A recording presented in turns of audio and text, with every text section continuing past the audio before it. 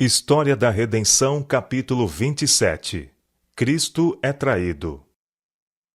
Fui transportada à ocasião em que Jesus comeu a Páscoa com seus discípulos. Satanás tinha enganado Judas e o havia levado a julgar ser ele um dos verdadeiros discípulos de Cristo. Seu coração, porém, sempre tinha sido carnal. Tinha visto as obras poderosas de Jesus. Com ele havia estado no decorrer de seu ministério e deixara-se convencer pelas provas esmagadoras de que ele era o Messias. Mas Judas era cobiçoso, amava o dinheiro. Com ira deplorou o uso do precioso unguento derramado sobre Jesus. Maria amava seu Senhor.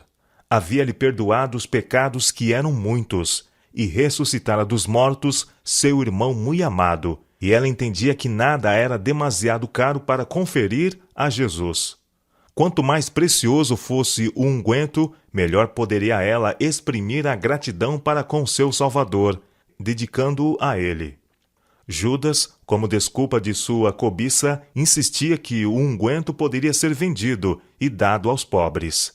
Mas não era porque tivesse qualquer cuidado dos pobres, pois era egoísta e muitas vezes se apossava para seu próprio uso daquilo que era confiado ao seu cuidado para ser dado aos pobres. Judas fora desatencioso ao conforto de Jesus e mesmo às suas necessidades, e para desculpar sua cobiça, muitas vezes se referia aos pobres. Este ato de generosidade da parte de Maria foi uma repreensão incisiva à sua disposição para a cobiça. O caminho estava preparado para a tentação de Satanás encontrar fácil recepção no coração de Judas. Os sacerdotes e príncipes dos judeus odiavam a Jesus, mas multidões se juntavam para ouvir suas palavras de sabedoria e testemunhar suas poderosas obras. O povo se achava agitado pelo mais profundo interesse e ansiosamente seguiam a Jesus a fim de ouvir as instruções deste maravilhoso mestre. Muitos dos príncipes creram nele, mas não ousavam confessar sua fé para não acontecer que fossem expulsos da sinagoga.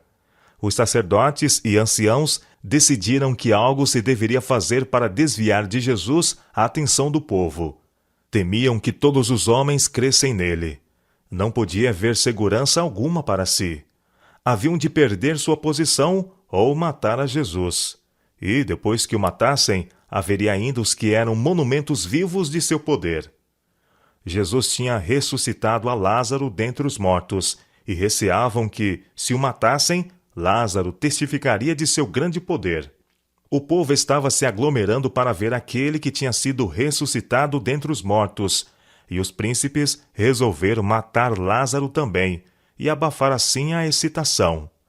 Então teriam de novo influência sobre o povo e o fariam volver às tradições e doutrinas dos homens, para dizimarem a hortelã e o cominho.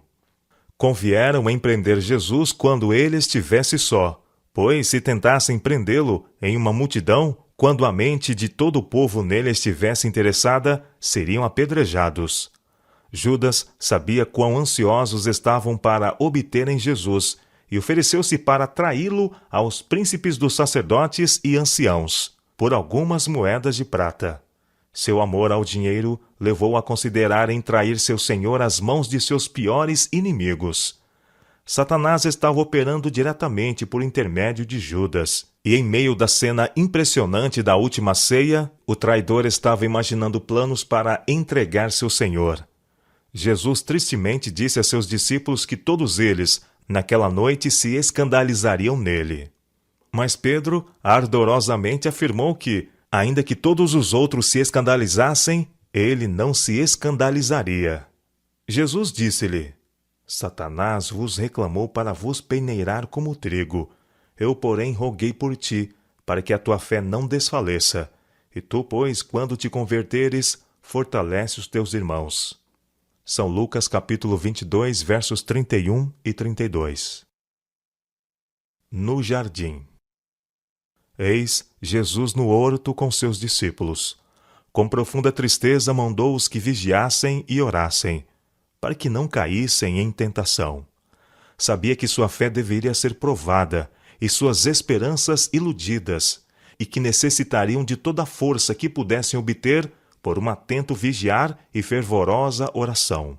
Com fortes brados e prantos, Jesus orou: Pai, se quiseres, passa de mim este cálice.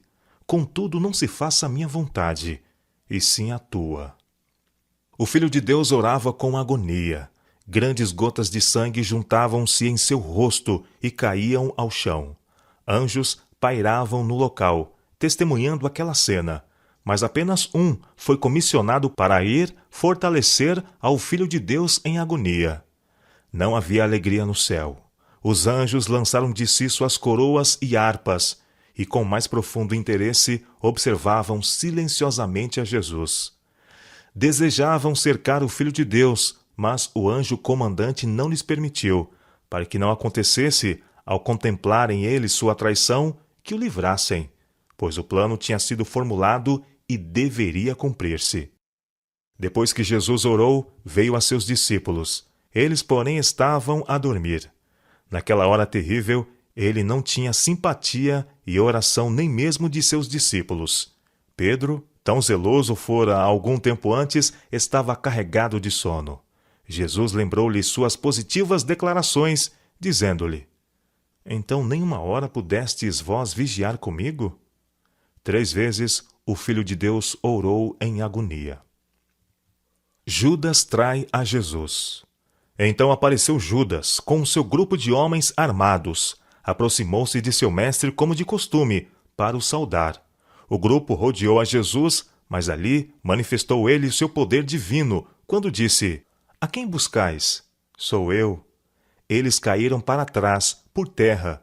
Jesus fez esta pergunta para que pudessem testemunhar o seu poder e ter provas de que ele poderia livrar-se de suas mãos, se o quisesse. Os discípulos começaram a ter esperança ao verem a multidão com seus varapaus e espadas cair tão rapidamente. Levantando-se e de novo cercando o Filho de Deus, Pedro arrancou a espada e feriu um servo do sumo sacerdote, cortando-lhe uma orelha. Jesus mandou que pusesse a espada em seu lugar, dizendo: Acaso pensas que não posso rogar a meu Pai, e ele me mandaria neste momento mais de 12 legiões de anjos? Vi que, ao serem faladas estas palavras, os rostos dos anjos se animaram com esperança. Desejavam naquele momento, ali mesmo, rodear seu comandante e dispersar a turba irosa. Mas, de novo, a tristeza caiu sobre eles, quando Jesus acrescentou: Como, pois, se cumpririam as Escrituras, segundo as quais assim deve suceder? O coração dos discípulos também caiu em desespero e amargo desapontamento, ao deixar-se Jesus ser levado pelos seus inimigos. Os discípulos temeram pela própria vida, e todos eles o abandonaram e fugiram. Jesus foi deixado só, nas mãos da turba assassina. Oh, que triunfo então houve para Satanás! E que tristeza e pesar entre os anjos de Deus! Muitos grupos de santos anjos, cada qual com um alto anjo comandante à sua frente, foram enviados para testemunhar a cena. Deveriam registrar todo o insulto e crueldade impostos ao Filho de Deus, e todo o transe de angústia que Jesus sofresse. Pois os mesmos homens que se uniram nesta cena terrível devem vê-la toda outra vez, em vívidos caracteres.